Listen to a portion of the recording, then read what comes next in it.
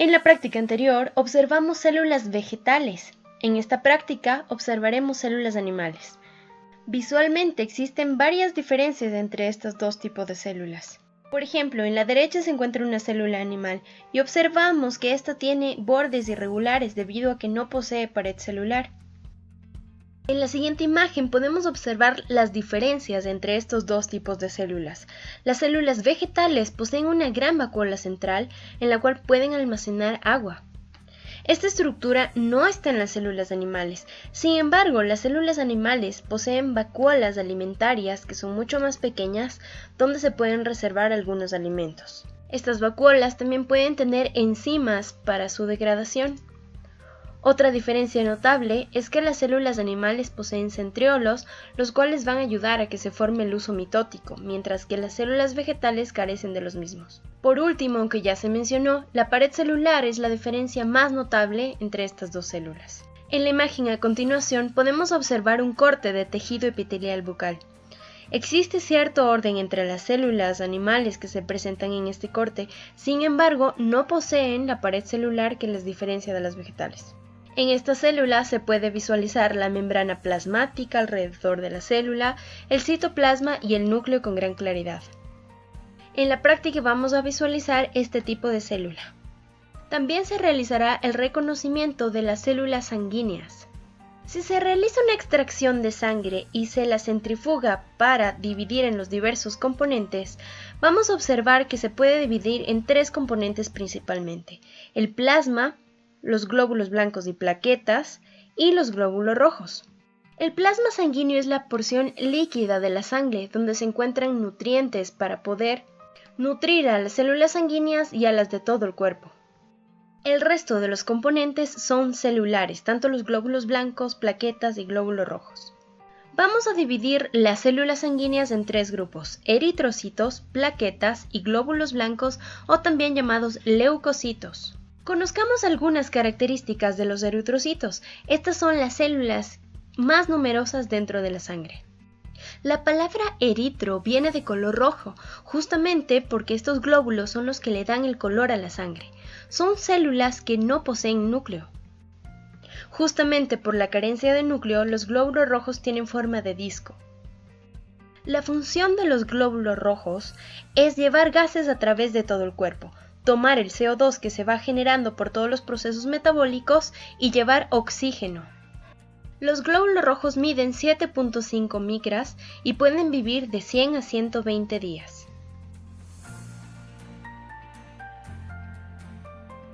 El siguiente tipo de célula que veremos son las plaquetas. Las plaquetas son células que tampoco tienen núcleo y son muy pequeñas. Se pueden observar en esta imagen como los puntos de color morado al lado de los eritrocitos. Miden alrededor de 4 micras y tienen un tiempo de vida de 10 días.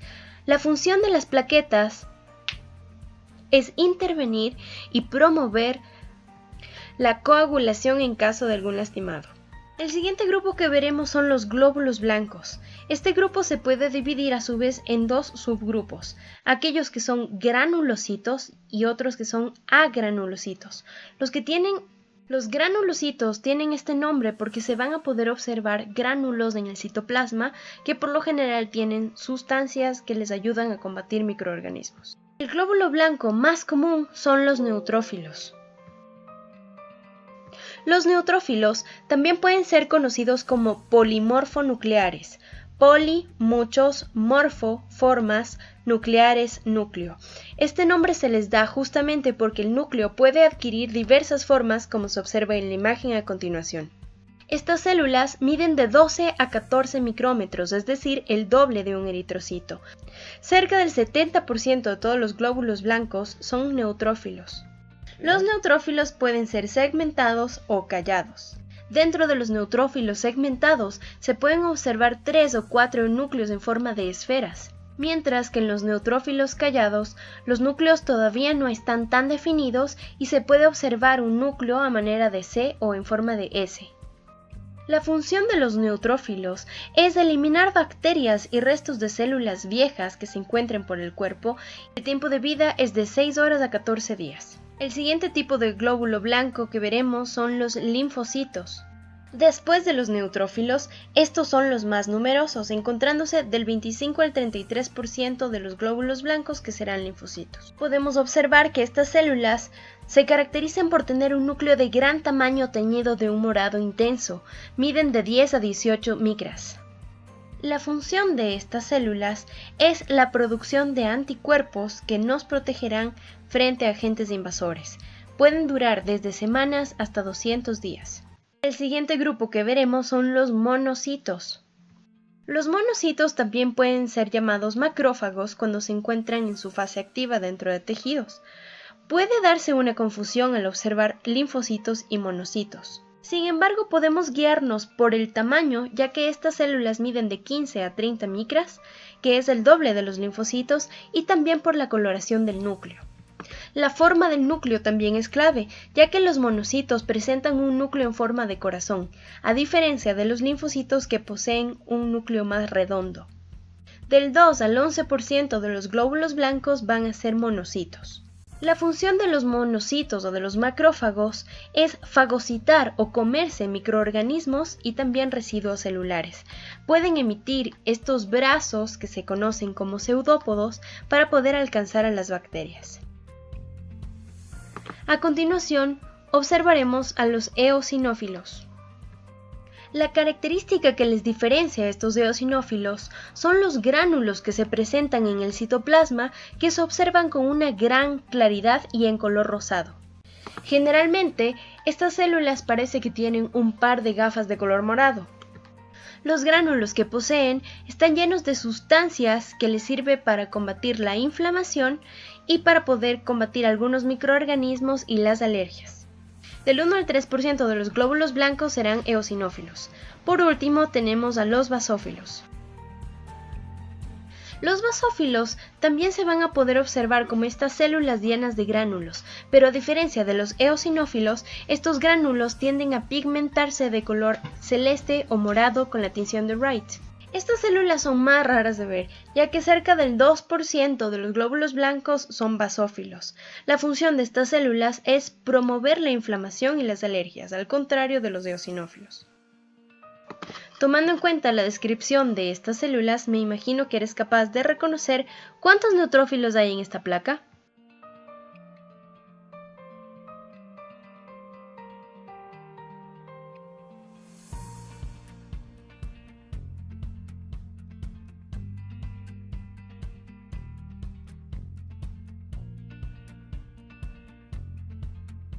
Hay 7 neutrófilos en esta placa.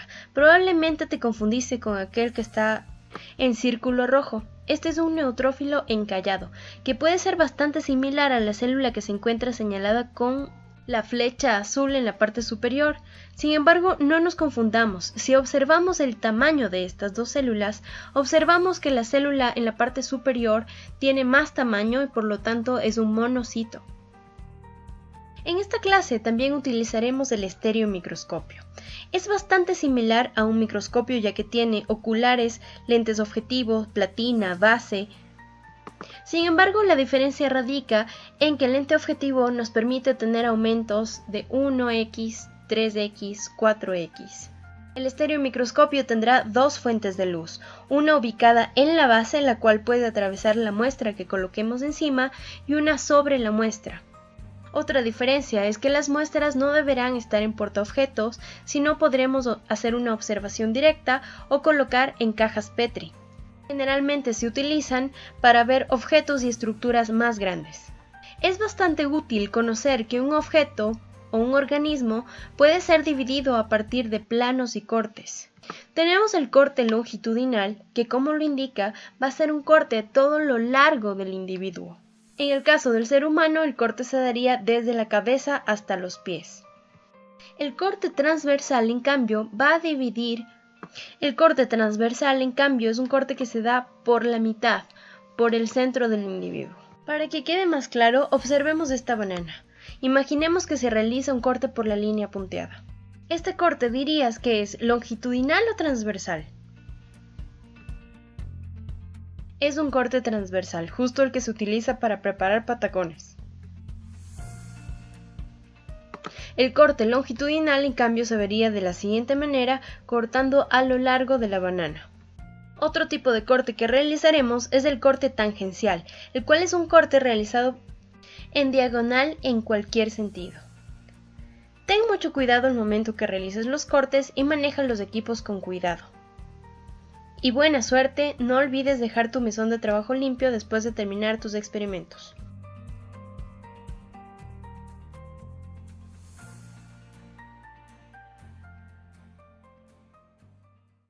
Práctica 4, microscopía 2. Previamente, observamos células vegetales. En el ejercicio 1, observaremos células animales, células del epitelio bucal en el ejercicio 1.1 y células sanguíneas en el ejercicio 1.2. En el ejercicio 2, realizaremos cortes y reconocimiento de planos en el estereomicroscopio. Finalmente, en el ejercicio 3, elegiremos el microscopio adecuado para la observación de dos cortes. Para el ejercicio de observación de células epiteliales de mejilla, necesitaremos portaobjetos, palillos, safranina y un donante de células. Procederemos a raspar el interior de la mejilla con el hisopo o con un palillo de manera firme, para posteriormente colocar estas células sobre un portaobjetos y sobre las células una gota de safranina. Encima de esta un cubreobjetos y procederemos a observar y a dibujar 40X. Para la observación de células sanguíneas necesitaremos cubreobjetos, una lanceta, algodón con alcohol, reactivo de Wright, agua destilada y un donante. No nos olvidemos del aceite de inmersión ya que observaremos en 100X. Para iniciar el ejercicio necesitamos un voluntario que quiera pincharse el dedo para donar su sangre. Antes de pinchar el dedo necesitamos desinfectar el área utilizando alcohol y una torunda. Recordemos que existen bacterias en la piel que pueden entrar con un pinchazo. Una vez limpia el dedo, realizaremos una punción con una lanceta. Este debe ser rápido para no generar dolor en el voluntario. Colocaremos entonces la gota de sangre sobre un cubreobjetos. Si es que se pueden realizar varias placas, sería excelente. Con la gota de sangre realizaremos un frotis sanguíneo. Para esto necesitaremos otro cubreobjetos del cual colocaremos en 45 grados y deslizaremos para generar una monocapa de células. Para entender mejor este proceso, observemos el siguiente video.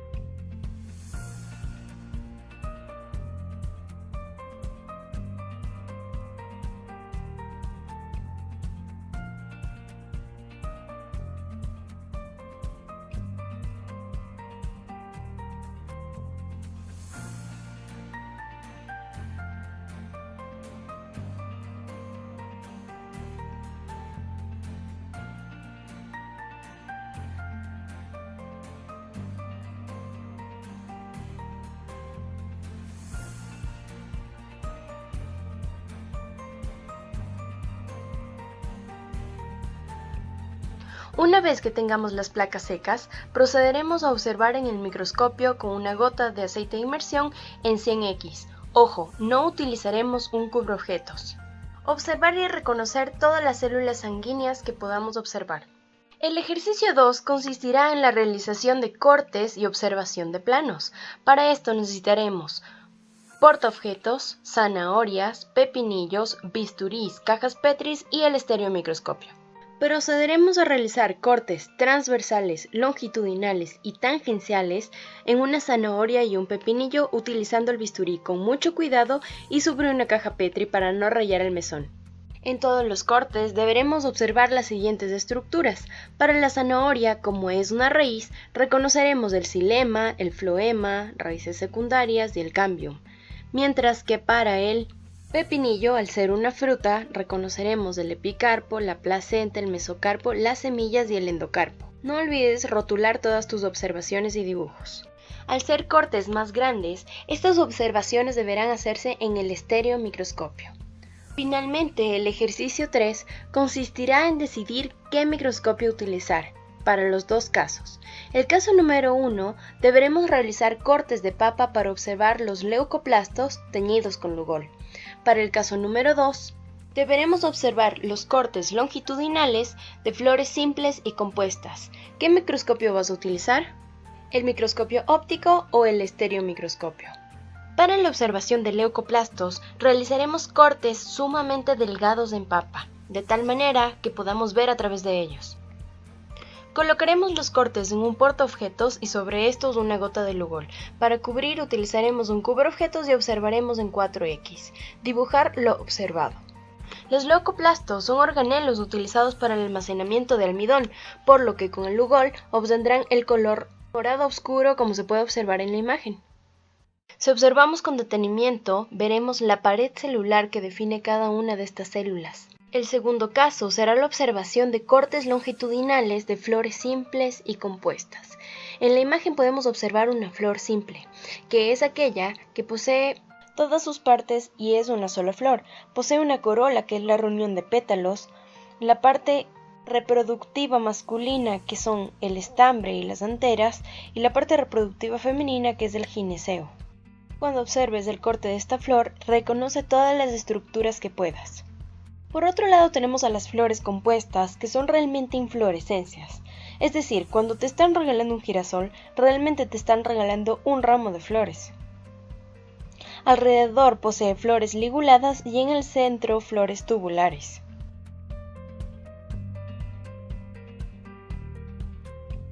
Buena suerte y no olvides dejar tu mesón de trabajo limpio después de realizar tus experimentos.